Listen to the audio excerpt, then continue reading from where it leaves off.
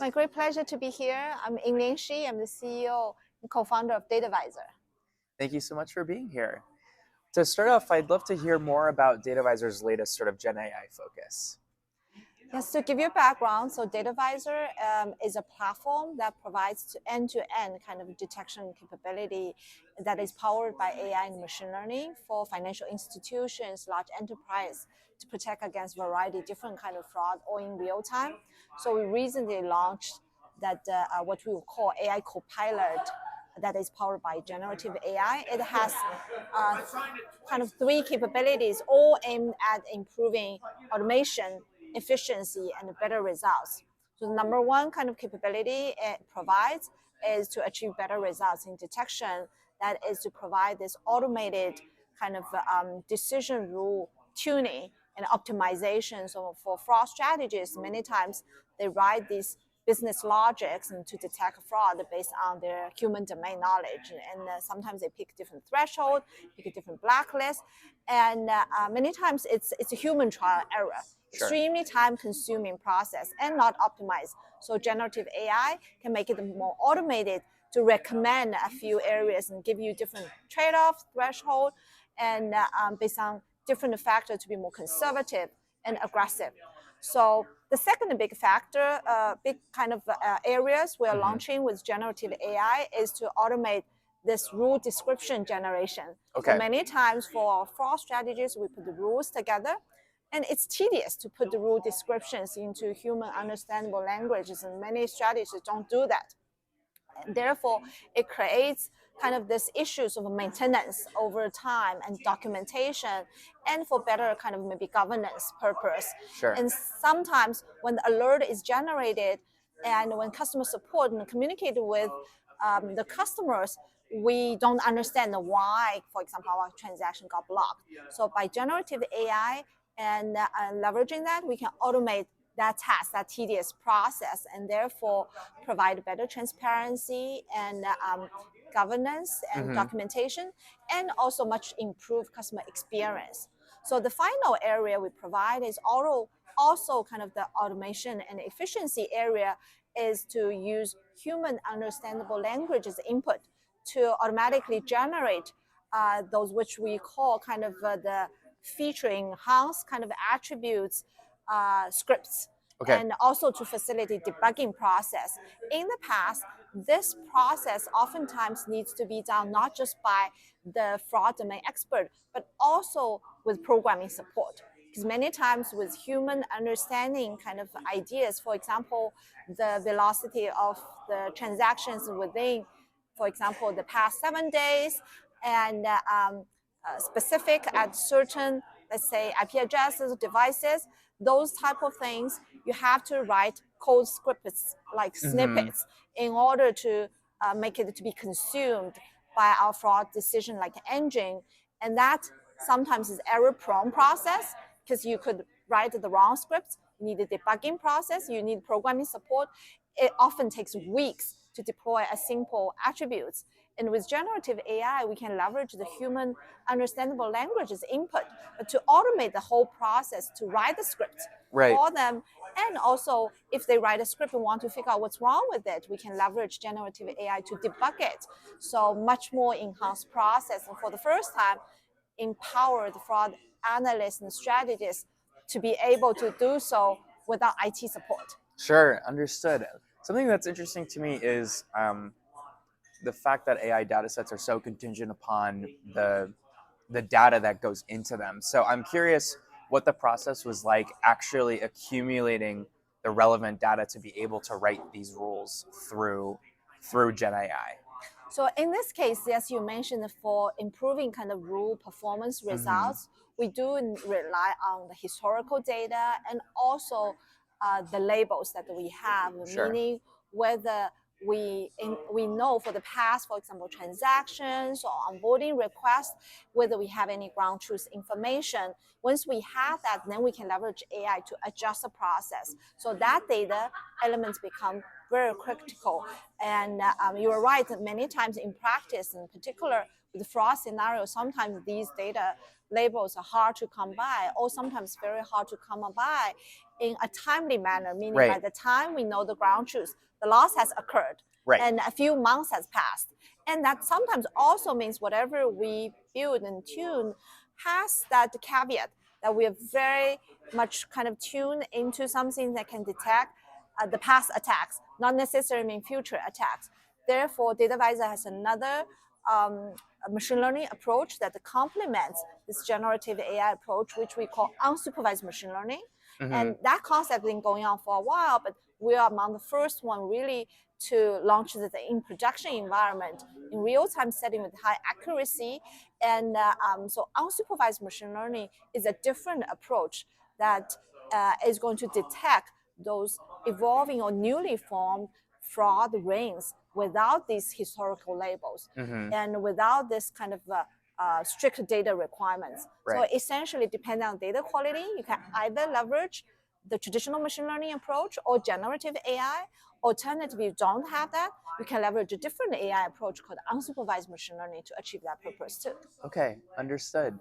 What do you sort of how do you define success for sort of this new direction? So we measure, everything kind of come down to in terms of a few we called kind of return of investment like metrics, ROI Mm-hmm. kind of a metrics. Number one is obviously all the investment into fraud product is to reduce fraud, right? Right. Improve customer experience. So we very much laser focus on the actual fraud reduction. At the same time, the good user experience. All we want is to ideally, if you have an Oracle, you want every single good user transaction to be approved, every Right. single bad transaction Right. to be rejected. And we're trying to we will measure how close we getting to this. And obviously, there's no such oracle. Any technology is trying to push to that kind of area ideal state we want. So we will measure both the two metrics.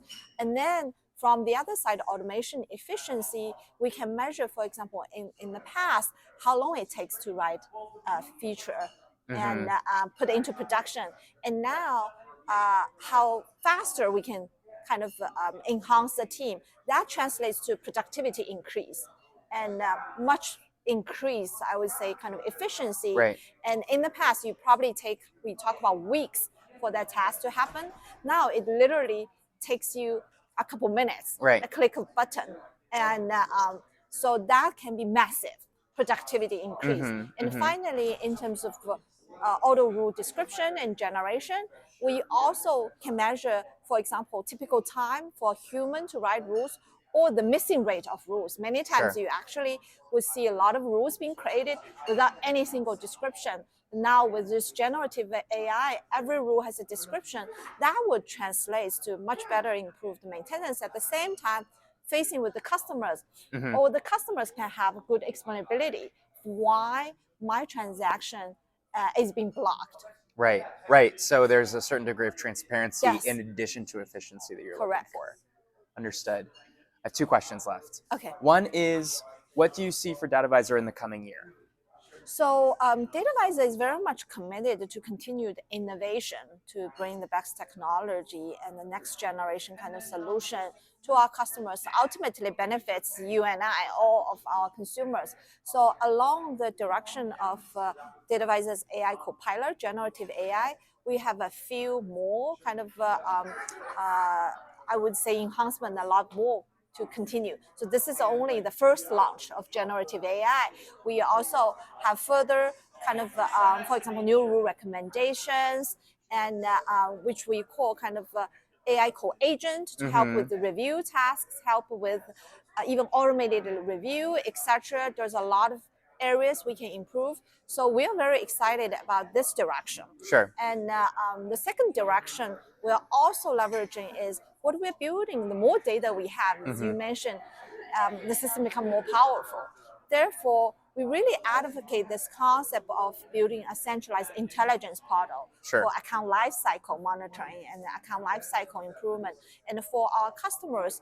And what we want is we want to reduce friction of a lot of strict authentication. At the same time, we want significantly enhanced kind of protection and experience simultaneous, meaning we want every transaction to be scrutinized Sure. and monitored. Therefore, that's a concept of account lifecycle monitoring. And what DataVisor does is to provide this centralized kind of hub and a portal and orchestration platform to be able to leverage when a customer is created and onboarded in the transaction to provide 360-degree of protection. And at the same time, leveraging this information, already computed kind of information for multiple tasks. For example, fraud is a big task we talk about. Mm-hmm. And then furthermore, there are other tasks like compliance and anti-money laundering that can be all leveraged, use the same centralized intelligence. So that's another big direction Right. like we're pushing.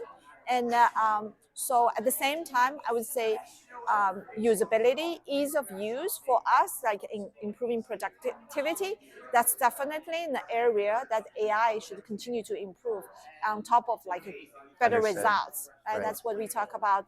And the ease of use part will be another big direction that we're launching as well. And so these are kind of a few areas definitely we're looking forward. Right. Great. My last question is whether there are any questions I haven't asked that you feel like I should have. I think before you mentioned at the beginning of our interview, talk about you mentioned those deep fake Sure. technologies, the sophistication from the attacker perspective, the fraudster perspective. We've definitely heard cases already that fraudsters have been leveraging the deep fake technology, and which they can manufacture a driver's license ID. They can synthesize somebody's voice to have a phone call. So what I mean is that our vulnerability surface will increase. And also the traditional, those authentication solution, even bio authentication solution, with the phone call, recognize your phone, looking at ID, those will become more vulnerable, susceptible toward the launch of generative AI leveraged by fraudsters. And therefore, I really want to highlight the concept is, and we do not want to rely on single method like such authentication to feel we are safe and protected. And with this deep AI, it proves we are not in this case. So really want to highlight that continuous monitoring, continuous kind of risk assessment approach to give us a peace of kind of mind to say, hey, it's not just the BIOS that will be authenticated, but everything we do, there's a level of degree of trustworthiness that we are assessed upon, and where we come, the request and the origin, the device, the amount, the typical behavior to protect all of us. So that's something I want to add. Yeah, that makes a lot of sense. Sort of omni-channel sort of security purposes. Yes, almost. perfect. Yeah. Yes, you mentioned omni-channel. Yes, Yeah. definitely. Great. Well, thank you so much. It's been a pleasure. Okay, thank you so much. Yeah. Yes.